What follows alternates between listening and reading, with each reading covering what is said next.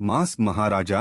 రవితేజ టాలీవుడ్లో మాస్ మహారాజాగా ప్రసిద్ధి చెందారు.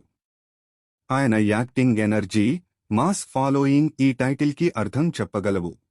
స్టార్ కావడానికి ముందుగా రవితేజ అసిస్టెంట్ డైరెక్టర్గా పనిచేశారు మరియు చిన్న పాత్రల్లో నటించారు. దశాబ్దం పాటు ఆయన కష్టం, పట్టుదలతో స్టార్గా ఎదిగారు.